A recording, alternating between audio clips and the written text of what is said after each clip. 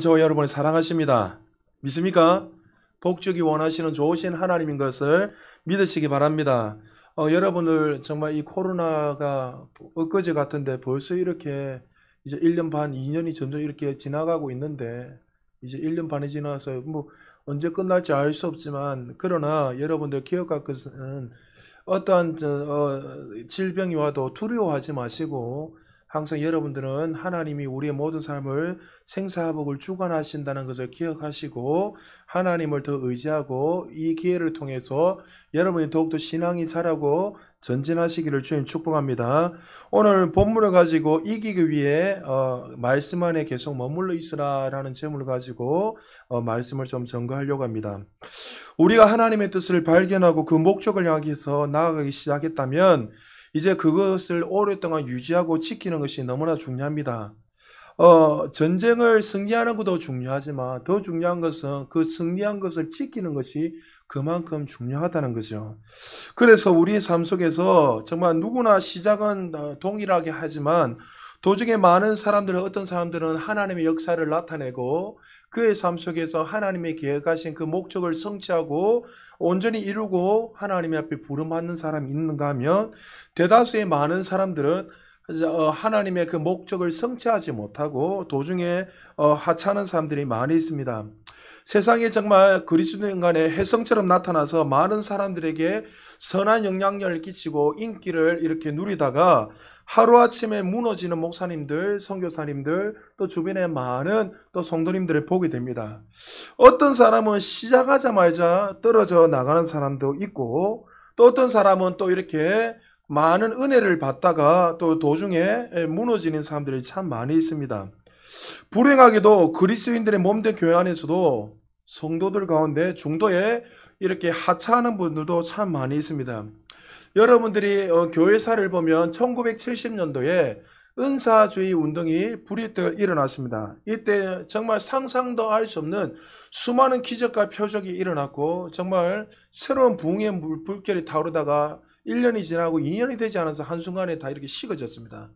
그때 은사주의에 빠졌던 수많은 목회자들과 성도님들이 조사를 해보니까 약 70% 이상이 교회를 나오지 않고 있다는 거죠. 눈에 보이는 가시적인 수많은 기적과 표적이 일어나고 도저히 하나님이 아니면 할 수 없는 그런 초자연적 역사들을 그들이 보고 따라갔지만 사실 본질을 잊어버리고 하나님을 떠나버리고 자신이 원하는 대로 살아가는 사람들이 많이 있단 말이죠. 만약에 그 사람들이 지금까지도 신앙생활을 잘 유지한다면 우리 교회뿐만이 아니라 교회는 앉을 자리가 없을 정도로 어마어마한 부흥의 역사가 일어날 것입니다. 하나님은 우리에게 말씀하고 있습니다. 거듭나기 전에 중요한 것이 아니라 거듭나고 난 후에 이제 우리가 목적을 향해서 경주를 마치는 것이 너무나 중요한데 많은 사람들이 출발선에서 어떤 사람은 머물러 있는 사람이 있고 어떤 사람은 아예 시작도 못하는 사람이 있고 어떤 사람은 출발을 했지만 어떤 목적을 향해서 무엇을 향해서 달려나가지 모르고 살아가는 사람들이 많이 있지만 하나님은 우리가 이 경주를 아름답게 마치고 열매 맺는 인생이 되기를 원하십니다. 그래서 저와 여러분들은 이 경주를 할 때 오늘도 본문에 읽었지만 허다한 무리들이 정말 이 경주를 함에 있어서 정말 이 설교는 너무나 많이 들었잖아요. 우리의 무거운 짐을 벗어버리고 우리의 제약된 문제도 우리의 부족한 부분들을 다 내려놓고 우리가 달려나가야 되는데 근데 오늘 본문에 이스라엘 보면 한 모델이 있는데 누굽니까? 믿음의 주 예수 그리스도 처음이요 나중 되시는 그 시작도 예수 그리스도 마침도 예수 그리스도 그 주님이 보온이 되셔서 믿음으로 어떻게 사셨는가 우리에게 보여주셨고 또 우리도 이제 거듭났기 때문에 어떻게 살아야 되는가 우리는 알아야 돼요. 예수님도 이 땅에 오셔서 잘 들으셔야 됩니다. 이 땅에 오셔서 그러니까 신성이 그냥 바로 다 나타난 것이 아니에요. 신성을 철저히 인성 앞에 발 앞에 내려놨어요. 비하에 비하에. 이게 신학용어로 비하인데 예수님도 이 땅에 인간의 몸으로 철저히 사셨단 말이죠. 그래서 성경에 보면 예수님도 기적과 표적을 이루게 돼 한순간에 모든 것을 한 것이 아니라 점진적으로 계시가 계속 넓어졌어요. 잘 보셔야 됩니다. 처음에는 눈에 보이지 않는 사람은 예를 들어서 나서든지 그리고 어떤 사람은 또 안전뱅이를 일으키고 어떤 사람은 또 그날 죽은 사람을 살렸든지 그 위에는 나사렛같이 나흘된 사람들이 점점 점진적으로 하나님의 그 역사들이 더 강력하게 나타난 거예요. 예수님도 철저하게 말씀에 순종해서 사셨다는 거죠. 그러니까 우리도 마찬가지인 거예요. 하나님이 동일하게 우리에게 한량없는 은혜를 부어주셨는데 우리가 이 말씀 앞에서 내가 어떻게 경주를 하고 순종하며 살아가느냐에 따라서 이 사람들, 어떤 사람은 계시적으로 점점 더 넓어진 사람이 있고 반대로 어떤 사람은 죽을 때까지 경주에서 출발하지도 말고 출발선에서 출발도 못하고 머물러 있다가 유리방황하다가 끝나는 사람도 있다는 거죠. 하나님은 우리에게 그렇게 살기를 원하잖아요. 우리를 부르실 때는 분명한 목적과 뜻이 있어서 우리를 부르셨어요. 할렐루야. 그래서 그 목적을 성취하기 위해서 목사는 목사로서, 교사는 교사로서, 또 재정사역하는 재정사역자로서 다양한 하나님 그 부르심에 합당하게 성취하면서 이루기 위해서 하나님이 우리를 부르셨단 말이죠. 그러면 우리는 날마다 이 경주를 이기고 승리하기 위해서 해야 할 일들이 있습니다. 가장 큰 것이 뭐냐면 우리 첫 번째 우리 따라 읽어봅시다. 시작. 하나님 말씀에 대한 순종이 있어야 합니다. 자, 순종이란 말을 들을 때 거부감을 갖는 사람들이 참 많이 있습니다. 그러나 우리가 경주를 완수하고 결승선을 통과하고 승리하려면 먼저 제일 중요한 게 뭐냐면 하나님의 말씀에 순종하는 법을 표현합니다. 우리 삶에서 하나님 뜻을 온전히 성취하는데 가장 중요한 게 뭐냐면 필수 코스가 뭐냐면 순종이에요. 순종. 많은 사람들이 이렇게 이야기합니다. 하나님이 협력해서 선을 이루기 때문에 언젠가 내가 마음대로 살다가 하나님께서 반드시 또 협력해서 하나님 일을 이루실 것입니다. 여러분 그런 일은 없어요. 그 전제는 그가 그리스도 안에 있는가 순종하냐에 따라서 협력해서 선을 이룬 거지. 자기 마음대로 살고 개판으로 살고 어떻게 막 하는데 하나님이 협력해서 선을 이룬다. 그거는 여러분에게 위로를 주려는 것이지 그거는 잘못된 교리예요. 사실은. 전체적인 넓은 하나님의 섭리 가운데 그 말이 맞을 수 있지만 여러분 하나님의 부르심을 받은 사람은 반드시 따라 나오는 게 주님을 주님으로 고백할 뿐만 아니라 삶 속에서 따라오는 반응이 반드시 있다는 거죠. 그것이 뭐예요? 하나님의 말씀에 대한 순종입니다. 자, 이사야서 1장 18절 19절 이렇게 이사야가 고백하고 있습니다. 우리 같이 한번 읽어볼까요? 시작. 여호와께서 말씀하시되 오라 우리가 서로 변론하자. 너희의 죄가 주홍 같을지라도 눈과 같이 희어질 것이요 진홍같이 붉을지라도 양털같이 희게 되리라. 너희가 즐겨 순종하면 땅의 아름다운 소산을 먹을 것이요. 우리는 이 본문을 너무나 많이 돼요. 많은 사람들이 기도하고 그래 우리가 주홍같이 붉을지라도 하나님은 우리를 눈과 같이 희게 하신다. 이 위로의 말씀을 날마다 기억하고 있어요. 그래 맞다. 내가 아무리 큰 많은 죄를 짓고 어마어마한 큰 죄를 지어도 하나님 우리를 날마다 깨끗하게 하시고 우리를 더 좋은 길로 인도하여 그거는 절대적인 하나님 은혜고 하나님 반드시 우리의 기초적인 그 은혜로 말미암아 주시는 은혜들이에요. 그러나 그 은혜를 받은 사람들은 반드시 따라 나오는 게 19절은 뭐예요? 즐겨 순종해야 된다. 구약의 선지자를 통해서 말씀인데 이 말씀을 신약으로 적용하면 어떻게 됩니까? 예수 그리스도가 십자가에 죽으심으로 말미암아 우리에게 모든 하나님의 상속권, 유업을 우리에게 하늘과 땅의 모든 유업들을 주셨습니다. 할렐루야. 그러면 그 유업들은 이미 우리에게 다 주어진 거예요. 그러면 이 유업들을 우리가 누리고 다스리려면 따라오는 건 뭡니까? 반드시 순종해야지 그 하나님 주신 그 축복들을 누리게 된다는 거예요. 전제 조건이 순종이에요. 근데 하나님이 이미 우리 모든 자녀들에게 상속권을 다 줬지만 많은 사람들이 순종하지 못함으로 말미암아 하나님이 어떠한 분이 모름으로 말미암아 그 뜻을 누리지 못하고 하나님의 온전한 뜻을 성취하지 못하고 살아간다는 거죠. 우리가 경주를 마치고 하나님의 계획을 성취하려면 하나님의 그 말씀에 순종하는 삶이 반드시 따라놔야 됩니다. 거듭난 우리가 불순종하면 마치 율법주의자들처럼 하나님 우리를 벌하신다, 망하게 하신다는 이 말이 아니란 거예요. 하나님 우리를 여전히 사랑하시고 노하기를 더디하시는 좋으신 하나님입니다. 할렐루야. 하나님 항상 우리를 다하실 때 사랑하시고 기다려주고 인내하시는 저 신실하신 하나님이세요. 그런데 여러분 잘 들으십시오. 우리가 순종하지 않으므로 하나님 주신 이 번영을 막는다 이 말이 아니에요. 하나님이 말씀을 순종하지 않았기 때문에 너희들 하나님 징계하시고 벌하시고 죽인다. 이 내용이 아니라는 거죠. 우리가 순종하지 않으면 하나님 우리를 사용하지 않는 것이 아니라 사용할 수 없다는 거예요. 잘 들으셔야 됩니다. 왜요? 우리가 불순종할 때 반드시 그 안에 누가 역사하죠? 사단이 역사합니다. 하나님의 뜻대로 걸어가지 않으면 반드시 그 사람은 하나님의 뜻과 상관없이 걸어가기 때문에 반드시 마귀가 역사해요. 그럼 하나님 우리 이미 주어진 이 유업들, 기업들을 항상 하나님이 원하시고 이루기를 원하지만 하나님의 말씀에 순종하지 않고 걸어가는 데는 반드시 사단이 역사하게 되어 있습니다. 자, 사단이 이 땅에 온 이유가 뭡니까? 우리를 도적질하고 멸망시키고 죽이기 위해서 왔어요. 하나님의 온전한 뜻을 성취하지 못하도록 우리에게 왔단 말이죠. 여러분 조건이 있어요. 마귀는 절대로 우리에게 인위로 건들지 않습니다. 언제 건들죠?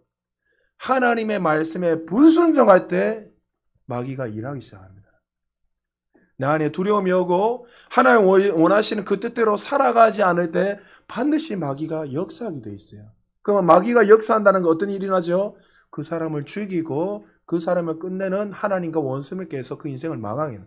그러니까 우리가 불순종함으로 하나님 우리를 망하게 하시는 것이 아니라 하나님 항상 우리에게 축복하고 하나님 더 좋은 것들을 준비해 주셨는데 우리가 불순종함으로 말하면 하나님의 온전한 복들을 줄 수도 없고 그 하나님의 뜻을 성취할 수도 없다는 거죠. 로마서 6장 16절에 사도 바울이 이렇게 말하고 있습니다. 우리 같이 한번 읽어볼까요? 시작! 너희 자신을 종으로 내주어 누구에게 순종하든지 그 순종을 받는 자의 종이 되는 줄을 너희가 알지 못하느냐. 혹은 죄의 종으로 사망에 이르고 혹은 순종의 종으로 의에 이르느니라. 지금 우리가 순종하는 대상이 우리 삶의 지금 주인입니다.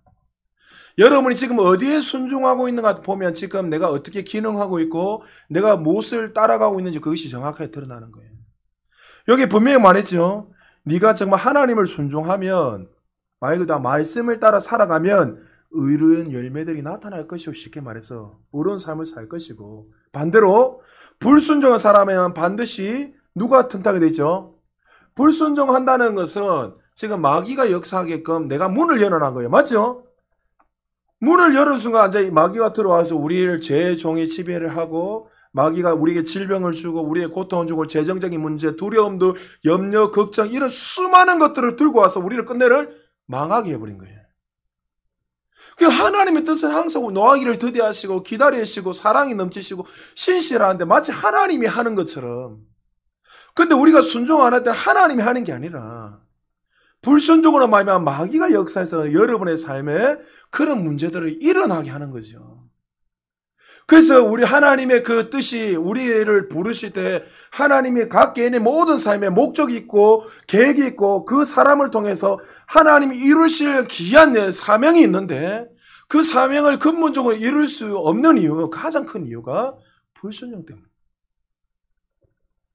어떤 한 집사님이 이런 이야기를 합니다. 목사님, 제가 기도하는데 하나님이 저를 부르셨대요. 저를 부르셔서 목회자로 부르셔서 저를 열방과 세계에 복음을 전하기를 원하시는데요.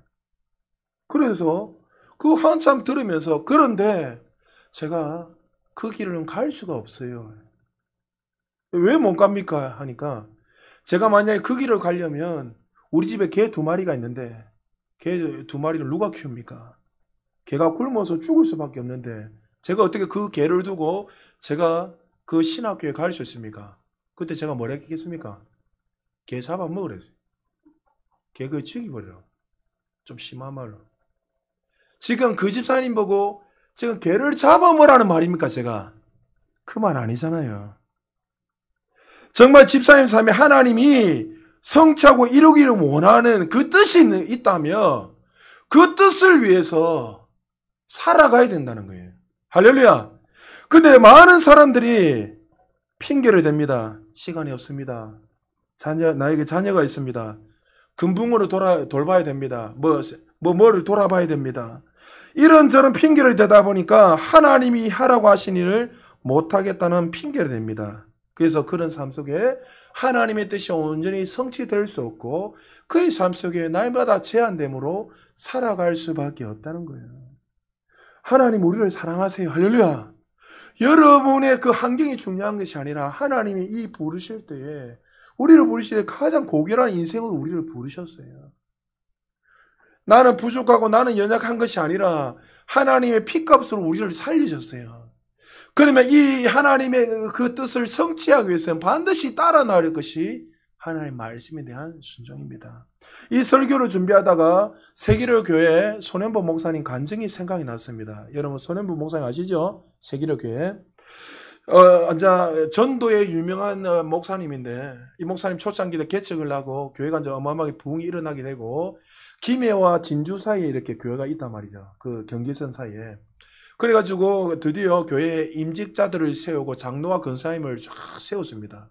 세우고 나서 그 임직 예배를 다 마치고 그분들에게 이렇게 이야기했습니다. 세상에서 대통령이 되는 것보다 하나님께서 주신 이 직분이 가장 중요합니다. 그러니 우리 사랑하는 장로님, 집사님, 권사님, 안수 집사님, 권사님 나를 위해서 교회를 위해서 새벽 예배에 빠지지 말고 공적 예배에 빠지지 말고 날마다 기도해 주시기 바랍니다. 이렇게 했습니다. 근데 지금은 교통이 발달해 있지만 그 당시에 몇십 년 전이니까 교통이 발달 안 돼 있으니까 그린벨트에 또 묶여 있으니까 차들도 별로 없고 그러니까 차도 뭐 교회에서 개인적으로 할 수도 없으니까 연로하신 권사님들이 많으니까 그 임직한 분들 중에 3분의 1만 이렇게 새벽 예배나 공적 예배에 오고 나머지 분들은 바쁘다 보니까 또 멀다는 이유만으로 이렇게 새벽 예배나 또 공적 예배를 오지 못하게 되는 거예요. 그래서 목사님이 이렇게 돌아보다가 한 번 한 권사님, 연로한 권사님한테 이야기했어요. 권사님, 왜 새벽기도 안 오세요? 왜 공예배 빠지세요? 와서 부흥을 위해서, 저를 위해서, 교회를 위해서 기도하셔야지. 그 권사님은 이렇게 말했어요. 아이, 목사님, 우리 아이가 지금 주차장을 보고 있는데 혼자 보기 힘들어서 제가 주차 같이 아이들하고 봐야 됩니다. 그래서 바빠서 못 갑니다. 그래서 목사님 또 기도하는데 자꾸 그 권사님 생각나니까 또 알아보니까 이 권사님이 아들 주차장을 보고 있는 것이 아니라 알고 보니까 어마어마한 큰 고추밭을 하고 있는 거예요. 그래서 여차차 알아봐가지고 권사님은 다시 한번 이야기해요. 권사님, 고추 그 밭이 그게 뭐라고? 하나님 주신 직분보다도 그것을 더 귀하게 여기고 생명을 걸고 살아갑니까? 그러니까 그 권사님 하는 말이 목사님 우리 아이들이 고추밭 나이가 들어서 그만해라는데 그래도 제가 이 고추 잘 키워가지고 아이들 고춧가루 만들어주는 게 제 유일한 낙입니다. 그 권사님 그렇게 이야기하는 거예요. 그리고 나서 목사님이 기도할 때마다 이 권사님 너무나 자꾸 생각이 나는 거예요. 근데 사실 그 권사님 고추밭이 다른 밭보다 어마어마하게 크고 잘 된 거예요. 거기서 가장 잘 돼요. 그래도 기도하는데 하나님 이런 마음을 주신 거예요. 목사님에게. 사랑을 아들아, 너는 나의 종이 지금 고추에 미쳐가지고 저렇게 주님의 나라를 위해서 살지 않고 저렇게 살아가고 있는데 그냥 두면 되겠느냐? 고추밭을 다 파헤쳐버리라. 기도할 때만 그 마음이 계속 드는 거예요, 목사님이. 그래서 이제 결단을 딱 하고 그 권사님 고추밭을 찾아갔어요. 어마어마하게 크게 막 너무 좋은 거예요. 그래가지고 이제 오늘은 분명히 이 고추밭을 내가 엉망으로 만들어봐야 돼 하고 그 교회 장로님한테 전해서 그 제조제하고 그 좀 낫을 좀 달라고. 그러니까 이 장로님 눈치를 챘는지 농약을 안 줬다는 것이 쉽게 말해서. 그래서 옆에 다른 집사님한테 낫을 빌려가지고 그날 한 2시간 넘게 고추 대를부터 시작해가지고 막 손두리째 뽑아가 다 잘라버렸다는 거예요. 그게 너무 힘드니까 한 3분의 2만 빼라고 3분의 1 놔두고 그게 권사님 딸한테 전해가지고 권사님한테 이야기하세요. 내가 고추밭 지금 엉망진창 만들었으니까 나중에 누가 그랬냐라면 내가 했다고 이야기해라고. 그러고 있는데 권사님이 고추밭을 했다고 하는데 어떻게 됐을까요? 졸도했는 거예요. 어느 엑세스가 이 고추밭을 이렇게 만들었냐면 요이란 욕을 하면서 아니 누가 원수를 나에게 맺어가지고 이런 일을 하고 있냐면서 내가 가만 안 두겠다고 자기 딸한테 전하니까 딸이 갑자기 목사님 했다 말을 했는데 너무 당황해가지고 엄마 몰라요 이런. 주변에 사람 물어봐도 아무도 모르는 거예요. 그 권사님 그날로 바로 들어 누우시는 거예요. 딸이 찾아가서 엄마가 누워있어 오늘 내일 할 거같아 막 완전히 막 눈이 돌아가 있으니까 밤 9시에 목사님한테 바로 전했답니다. 목사님 빨리 오셔서 우리 어머니 지금 졸도하셨다고. 좀 어떻게 해달라고, 기도 좀 해달라고. 가니까 권사님 딱 이야기하니까 목사님 미친놈이 우리 고추밭에 엉망을 만들었다고. 그 목사님 뭐래요? 제가 그랬어요. 그러니까 권사님이 장난치는 줄 알았다며. 에이, 목사님 장난치요. 내가 그랬다고. 그리고 나서 권사님한테 이야기하는 거예요. 권사님이 신앙생활을 몇십 년 동안 하면서 드디어 하나님이 귀한 사명을 주셔서 권사로서 임직을 받으셨는데, 이 권사를 가지고 하나님의 나라를 위해서 전도하고 복음을 위해서 살아냈는데, 고추밭 하나 떨어졌다고, 고추밭 엉망진창 됐다고 졸대가 덜덜 떨면서 막 울분에 있는데, 예수님의 그 사랑의 그 보혈을 경험해서 지금 수많은 사람들이 죽어가고 있는데 그 영혼에서 한 번이라도 떨어본 적이 있으시냐고. 하나님의 나라와 그 하나님의 복음을 위해서 성취하기 위해서, 뜻을 위해서 떨어보신 적이 한 번이라도 있으시냐고. 그래서 제가 고추밭을 다 뜯었습니다. 권사님 한 5분 이상 가만히 있더래요. 그러면서 그 목사님 앞에 무릎을 딱 꿇으면서 하는 말이, 목사님, 제가 잘못했습니다. 그 고추밭이 뭐라고? 내가 정말 주님의 영광을 위해 살지 않고 하나님 나라를 위해 살지 않고 내가 미쳐가지고 거기서 살았습니다. 용서해 주세요. 그리고 나서 그 다음날 즉시 고추밭을 다 내려놓고 어떻게 했을까요? 새벽 예배, 공예배 한 번도 빠지지 않고 나왔다는 거예요. 여기서 끝나면 재미없잖아요. 그런데 목사님이 설교를 새벽에 하려는데 교회 나온 지 3개월도 안 된 초신자가 새벽 기도, 공예배 한 번도 안 빠지고 나오는 거예요. 너무 귀하잖아요. 그래서 그 신자한테 물어봐요. 당신 왜 이렇게 새벽 기도도 안 빠지고 그래 열심히 하냐니까. 그 권사님 고추밭 바로 옆에 제 고추밭입니다. 고추밭 다 파졌다는 소리 듣고 예배 빠지면 우리 고추밭도 엉망될 것 같아서 제가 새벽 기도 나옵니다. 그리고 그날 한 달 동안 복음을 전해서 12월 달에만 12명의 성도가, 신자가 세례를 받는 놀라운 역사가 일어났어요. 할렐루야. 여러분 무슨 말입니까? 우리 삶에 무엇이 가장 우선이 되어야 되는지 깨달아야 돼요. 모든 상황이 완벽하게 갖출되기까지 기다린다면 하나님의 부르심을 절대로 성취할 수 없습니다. 하나님의 말씀을 순종할 때 우리의 이익에 맞지 않아 보일 때도 있습니다. 그러나 하나님께서 우리 삶이 가지고 계신 목적을 성취하려면 무슨 일이 있든지 하나님께 즐겨 순종해야 합니다. 하나님 부르심을 알면서도 지불할 감이 있음에도 불구하고 두려워서 발걸음을 떼지 않는 사람들이 얼마나 많은지 모릅니다. 그것이 두렵다면 하나님의 온전한 뜻을 성취할 수 없습니다. 하나님의 뜻을 따르는 데는 반드시 대가가 있습니다, 여러분. 여러분들이 하나님 말씀을 순종하며 나갈 때 대다수 주변 사람들이 이렇게 이야기할 거예요. 어리석다. 그만해라. 하지 마라. 모든 사람들이 그렇게 이야기해요. 여러분이 주변의 사람들이 여러분이 열심을 내고 주님의 나라를 위해 성취하기 위해서 살아가려 할 때 대다수의 주변의 모든 사람들이 여러분에게 하지 마라 이렇게 하였습니다. 성경에서 어떻게 말하는지 볼까요? 잠언 29장 25절 우리 같이 한번 읽어봅시다. 같이 한번 읽어보시죠. 시작! 사람을 두려워하면 올무에 걸리게 되거니와 여호와를 의지하는 자는 안전하리라. 할렐루야! 사람을 두려워하면요 반드시 그 사람 올무에 걸리게 돼요. 그러니까 사람을 의식하고 사람이 말한 것을 계속 귀담아 듣고 내가 왕따는 되지 않을까 이 길을 걸어가면 사람들이 어리석다고 다양하게 이야기하지만 그 말에 여러분 세상 사람들의 그 말의 기준은 전부 다 여러분을 망하게 하는 거예요. 사실은 위로가 될 수 있을지 모르지만 여러분의 진리가 아니기 때문에 그것은 일로 갔다 저리로 갔다 마음대로 계속 바뀐다면 기준이 없기 때문에. 그런데 그 말을 두려워서 만약에 우리가 그렇게 걸어가면 오히려 올무에 걸리게 될 수밖에 없다는 거죠. 그러나 하나님의 말씀을 의지하고 순종하고 걸어가는 사람들은 가장 안전한 삶을 살아가게 된다고 솔로몬은 우리에게 말씀하고 있습니다. 사랑하는 여러분, 하나님의 그 온전한 뜻을 이루기 위해서 성취하기 위해서 열심을 내기를 주님 축복합니다. 그리고 야고보서 1장 22절에서 25절 우리 같이 한번 읽어볼까요? 시작! 너희는 말씀을 행하는 자가 되고 듣기만 하여 자신을 속이는 자가 되지 말라. 누구든지 말씀을 듣기만 하는 자가 되고 행하는 자가 되지 않는 사람은 거울로 자기의 타고난 얼굴을 보는 사람과 같으니 이는 그가 자기를 보고는 가서 즉시 자기가 어떻게 생겼는지를 잊어버림이라. 그러나 자기의 온전한 법을 주시하고 그 안에 계속 머물러 있는 자는 듣고 잊어버린 자가 아니라 오히려 실행하는 자는 이 사람은 그의 행실로 복을 받으리라. 여기까지 봅시다. 자, 하나님께서 가지는 인생의 목적을 성취하기 위해서는 하나님의 뜻을 아는 것만으로 충분하지 않습니다. 반드시 그것이 삶 속에서 나타날 때 말씀의 역사가 일어난 거죠.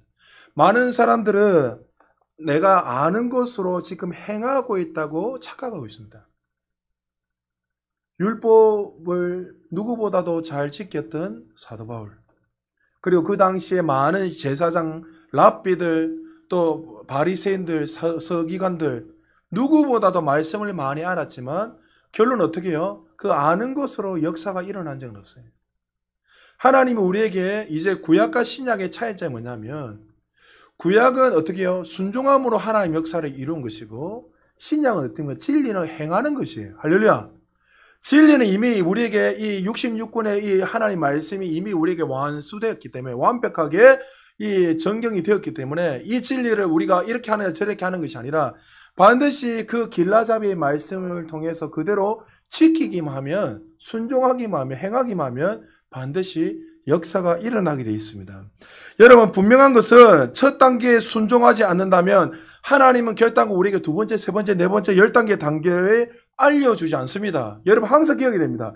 1에서 10으로 가는 건 없습니다. 하나님이 어떤 것을 맡기셨을 때 그것을 온전히 순종했을 때에 그것을 통해서 그 다음 단계로 넘어가야 되고 또 그 단계에 넘어가는 것이지, 어느 날 갑자기 1 플러스 1을 아는 사람이 갑자기 뭐 루트를 알고 탄젠트를 알고 뜬금없이 그렇게 하지는 않는다는 거예요. 간혹 그런 사람들은 특별한 사람이에요. 특별한 사람들, 간혹. 그러나 하나님은 그 사람을 향해서 목적과 계획을 가지고 있기 때문에 반드시 이 단계를 넘어서야지만이, 다시 말해서 여러분이 지금 주어진 이 사명들을 순종하고 믿음으로 걸어 나갈 때, 이것을 성취했을 때 그 다음 단계로 넘어가는 것이지 갑자기 10단계, 20단계로 갈 수 없습니다. 자, 누가복음 16장 10절에 보면 하나님이 가장 먼저 우리에게 눈에 보이는 신뢰함, 순종할 수 있는 한 가지를 우리에게 설명하고 계십니다. 우리 같이 한번 읽어볼까요? 시작! 지극히 작은 것에 충성된 자는 큰 것에도 충성되고 지극히 작은 것에 불의한 자는 큰 것에도 불의하니라. 자, 이것을 가지고 작은 것 충성인가 큰 것도 충성, 이 내용이 아니라 전후 문맥을 보면 어떤 건지 부자의 청년에 대한 이야기를 쫙 넣고 물질에 대해서 이야기합니다. 자, 우리가 주는 그리스도 살아계신 하나님 아니면 보이지 않는 하나님, 내가 믿습니다, 믿습니다 하면서 이 하나님을 신뢰합니다, 신뢰합니다, 믿습니다 이렇게 많은 고백합니다. 그러나 하나님은 정말 네가 믿는다면 정말 여기에서 우리가 가장 우리 눈에 보이는 거, 신뢰할 수 있는 그게 뭐냐면 물질이라고 이야기합니다. 네가 정말 하나님을 믿는다고 말을 한다면, 고백한다면 이 물질에 대한 100% 하나님 앞에 신뢰하고 맡길 수 있는 사람이 돼야지 그것을 통해서 믿는다라는 것을, 눈에 보이는 것을 하나님 보여주시고 말씀하시는 거예요. 그러니까 우리가 지금 이 땅에 살아갈 때 하나님을 신뢰합니다, 믿습니다 하면서도 이 적은 거, 하나님 보실 때 물질은 적은 거단 말이죠. 그런데 이 물질 하나도 하나님 앞에 온전히 신뢰하고 맡기지 못하고 물질도 드리지 못하면서 네 삶의 모든 것들도 재정도 하나님께 맡기지 못하면서 하나님을 사랑합니다, 내가 하나님을 성취하겠습니다 하는 것은 하나님이 거짓이라고 우리에게 말씀하고 있습니다. 부자 청년이 구원을 받지 못한 가장 큰 이유가 뭐죠? 물질이 자신의 주인이었습니다. 앞에 내용 알잖아요. 내가 어릴 때부터 누구보다 율법을 철두철미 지켰습니다. 내가 용서했습니다. 율법을 누구보다 잘 지켰습니다. 사랑했습니다. 근데 하나님, 예수님이 뭐랍니까? 네 한 가지 부족한 게 있다. 네 모든 물질을 가난한 사람 다 나눠주고 나를 따르라. 그것은 뭐요? 하나님이 지금 우선순위 쉽게 말하면 무엇을 더 사랑하고 신뢰한지 말씀하는 거예요. 정말 네가 구원을 받으려면 하나님을 따라와야 됩니다. 그런데 부자 청년은 하나님을 신뢰한다 했지만 신뢰한 것이 아니라 사실은 뭘 더 신뢰했죠? 눈에 보이는 그 물질을 더 신뢰하고 의지했기 때문에 구원을 못 받은 거예요. 그래서 하나님이, 우리는 정말 눈에 보이지 하나님을 사랑합니다, 믿습니다 자꾸 이야기합니다. 그 누구나 다 할 수 있어요. 믿지 않는 사람은 다 합니다. 근데 하나님 우리에게 정말 네가 하나님을 신뢰한 걸 믿는다면 이 삶의 재정적인 것, 물질도 하나님에 맡길 수 있는 사람이 되라. 그게 최하의 지금 제일 밑에 레벨이에요.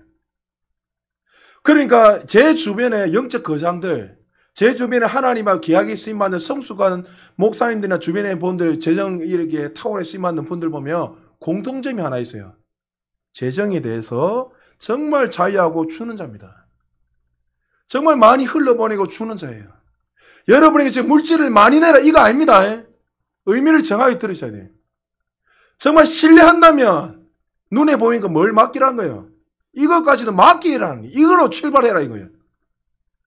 이것도 안 되면서 어떻게 주님 사랑합니다. 내가 더 큰일 나겠습니다. 성취한 주님의 영광을 살아가겠습니다. 이것이 안 맞다는 거예요. 하나님을 신뢰하는 것은 우리 믿음의 기초입니다. 어떤 사람은 재정에 관한 하나님 뜻을 알면서도 행하지 않습니다. 그러면서 왜 자신들의 삶에 재정적으로 형통하지 않은지, 몸은 왜 치유되지 않는지 의아합니다. 하나님을 신뢰하지 않으면 취해주지 않는단 말이 아닙니다. 잘 보십시오.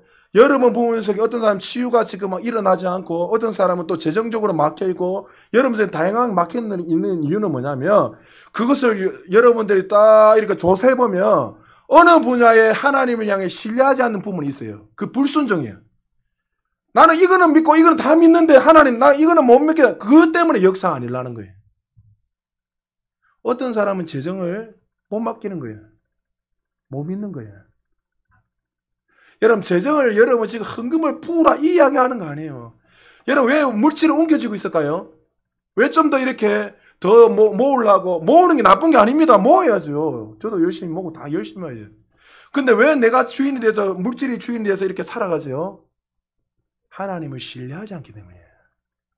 신뢰하지 않으니까 내가 주식이 좋은데 더 추도해보고 아니면 이래저렇게 내 나름대로 미래를 경영하면서 그렇게 좀 해야 되겠다 하는 거 당연히 해야지요.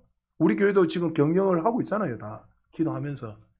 그러나 그 중심 속에 정말 하나님을 신뢰하느냐는 거예요.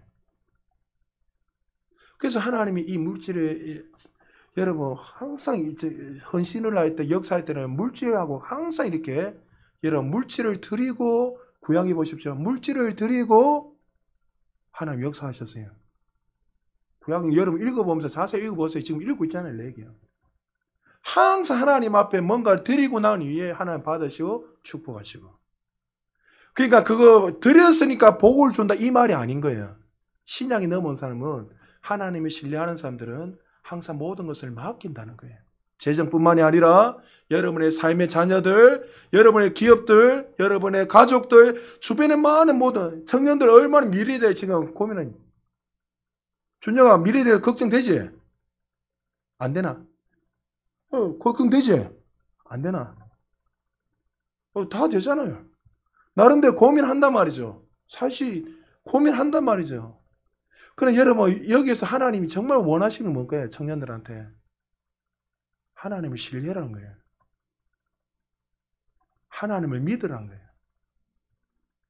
믿을 수 있는 사람이 물질을 드리게 되고 믿을 수 있는 사람이 하나님의 뜻을 위해서 살아가게 되고 하나님을 신뢰할 수 있는 사람이 그 뜻 가운데 순종하며 걸어나가게 되는 거죠. 영적 거장들은 다 그렇게 살았어요.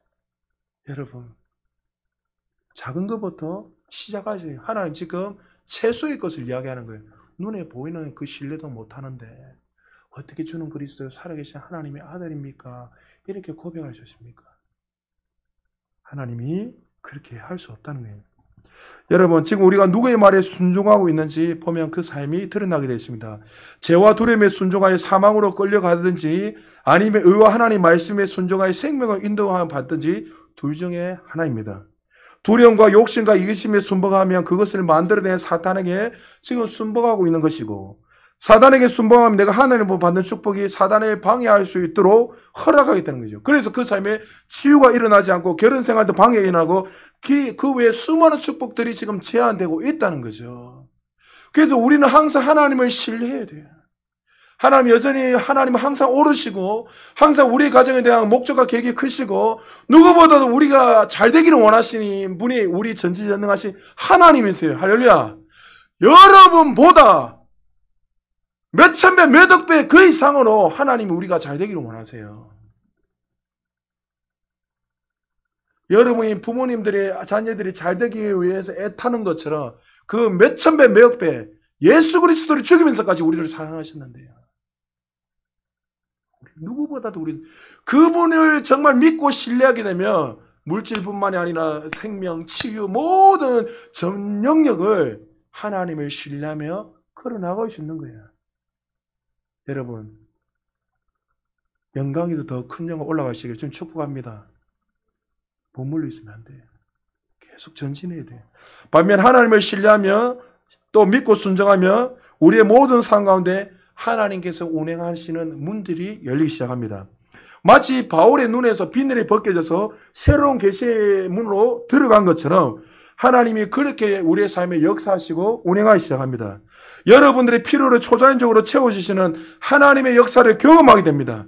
하나님의 은혜로 말미암아 하나님을 더욱 신뢰하게 됩니다. 두려움은 원수에게 힘을 실어주고 믿음은 하나님께 실어주고 하나님의 역사를 더 많이 나타내게 됩니다. 그래서 우리의 삶에 하나님의 말씀을 순종하고 행하는 것이 너무나 중요한 거예요. 배우자를 놓고 기도하고 불안하면서 조급해하고 미래에 대한 불투명한 조급하고 그럴 때 여러분 하나님을 신뢰하세요.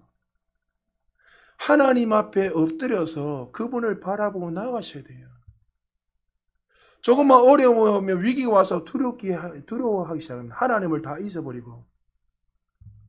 우리에게 오는 그런 염려들, 두려움은 하나님을 신뢰하지 않았기 때문에 불순종을 인하여서 나타나는 역사들이에요, 사실은.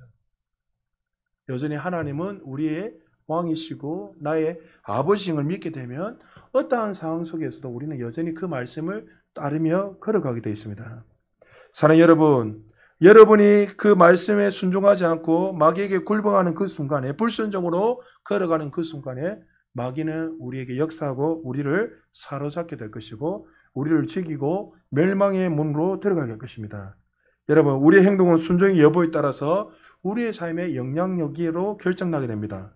하나님께서 우리에게 명하신 것을 행동에 옮기는 것은 하나님의 능력을 풀어놓는 거예요. 항상 기억하십시오. 여러분이 순종하며 걸어나갈 때마다 하나님의 역사가 계속 풀어지는 거예요. 계속. 손을 얹으라면 손을 얹을 것이고 그리고 하나님의 말씀을 순종해서 여러분들이 복음을 전하고 또 물질을 드리고 시간을 드리고 헌신하면 하나님의 역사들이 나를 통해서 계속 확장되는 거예요. 할렐루야. 그러면 여러분 하나님의 나라가 나를 통해서 다스리게 되고 이 땅이 다스리지고 하나님의 역사는 제한되는 것이 아니라 계속 전진하게 되죠. 우리 청년들 우리 주일학생도 꿈을 크게 가지세요. 할렐루야. 여러분이 이 정도로 하나님을 바라보면 이 이상으로 역사 못해요. 하나님을 크게 바라보세요. 여러분의 비전을 크게 보세요. 할렐루야. 우리 교회 수준을 보고 우리 교회가 무슨 큰 교회 되겠나? 우리 교회가 뭐 되겠나? 그렇게 바라보지 마세요. 저는 우리 교회가 한 번도 명장동에 머물러 있다고 기도해 본 적이 없어요. 늘 열방과 세계를 향해서 하나님 앞에 기도하고 나아가고 있어요. 실제로 주변에 많은 사람들에게 또 그렇게 또 영향을 끼치고 있고. 여러분, 하나님은 여러분의 그 조그만 그 내 속에 가둬놓으시면 안 돼요. 하나님은 항상 우리에게 가장 좋은 것을 주기를 원하시고 더 많은 것들을 잘못된 행동과 불순종은 여러분 마귀의 능력을 풀어놓는 것입니다. 하나님께서 명하신 것을 하지 않는 것도 사단에게 순복하는 것입니다. 하나님 말씀에 순종하지 못하도록 우리에게 두려움과 욕을 주는 것도 마귀입니다.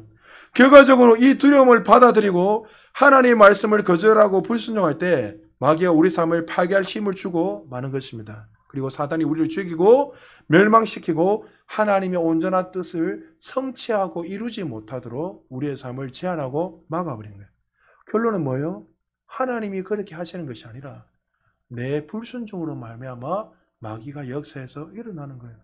혹시 여러분 가운데 하나님의 뜻 가운데 거하지 않고 살아가는데 내 마음이 지금 편안하다. 여러분 영적 위기입니다. 그런 마음이 평안하고 내가 정말 주님의 일을 성취하지 않고 그냥 세상과 벗하며 살아가고 있는데도 내 마음에 평안이 오고 기쁨이 있다. 그러면 죄송하지만 그 사람은 벌써 영적인 적신을 온 사람입니다. 살아있을 때 움직이 돼요. 기가 있을 때 돌이켜야 돼요. 여러분 하나님 앞에서 부끄러운 구원은 없지만 하나님 앞에서 우리가 그냥 살다가 주님 앞에 서는 거 하나님 원하지 않으세요. 하루를 살아도 한 달을 살아도 주님의 뜻을 이루며 나가야 돼요. 할렐루야. 여러분들 그것이 제일 중요한 거예요. 우리의 삶에. 말씀 마무리합니다. 하나님이 우리의 삶에 왜 이런 일들을 허락하셨는가 우리는 의아하며 생각할 때 많이 있습니다. 그러나 오늘 말씀을 통해 우리 자세히 돌아보면 하나님이 하신 것이 아니라 우리가 순종하지 않음으로 말미암아 마귀가 우리의 삶을 파괴하고 두려움을 준 것입니다. 여러분 기억하십시오. 하나님은 사랑이십니다.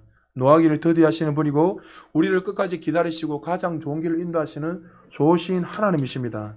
사랑 여러분, 하나님의 사랑 은혜는 항상 동일합니다. 그러나 사단은 끊임없이 우리에게 불순종으로 우리에게 일하기 원하는데 우리가 하나님의 그 뜻대로 걸어가지 않을 때 반드시 사단은 그렇게 역사한다는 사실을 기억하시고 여러분의 모든 전 존재를 하나님 앞에 예배하고 드려야 돼요. 할렐루야. 자, 우리 디모데후서 4장 6절 한 절만 읽고 찾아서 우리 다 찾아봅시다. 디모데후서 4장 6절. 예, 찾으십시오, 전부. 그 앞에 안 띄워도 됩니다. 디모데후서 4장 6절. 제가 가진 신약 성경 346페이지입니다. 346페이지입니다. 자, 4장 6절 우리 같이 한번 읽어볼까요? 시작. 다시 읽읍시다. 시작. 전제와 같이 내가 벌써 부어지고 나의 떠날 시각이 가까이 왔도다. 여러분 사도 바울이 예수 그리스도를 다메섹 도상에서 만나고 나니 그 인생은 완전히 180도로 바뀌었지요. 그리고 그 인생 어떻게 살았습니까? 자신의 모든 삶을 하나님 앞에 예배하며 드리며 번제물로 드리며 살았습니다. 희생제물을 드리며 살았습니다.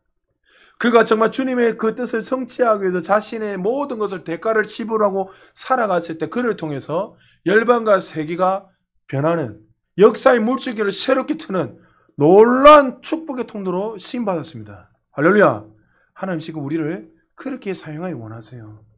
여러분을 그냥 어줍잖게 나는 아무것도 아니다 이렇게 생각하지 마세요. 여러분이 지금 위대한 사람이고 누구보다 하나님은 사도 바울 그 이상으로 그 더 큰 위대한 거장들보다 우리를 그렇게 사용하기 원하세요. 오늘 이 말씀을 잘 기억하시고 하나님의 그 뜻을 성취하기 위해서 여러분의 시간과 여러분의 모든 삶들을 하나님 앞에 온전한 희생 제물로 드림으로 말미암아 하나님의 역사가 제한되지 않고 날마다 나타남으로 정말 하나님 앞에 또 우리의 삶에 하나님이 허락하신 많은 열매들이 나타나기를 주의 이름으로 축복합니다. 우리 말씀을 생각하시면서 우리 다 같이 한번 기도하겠습니다.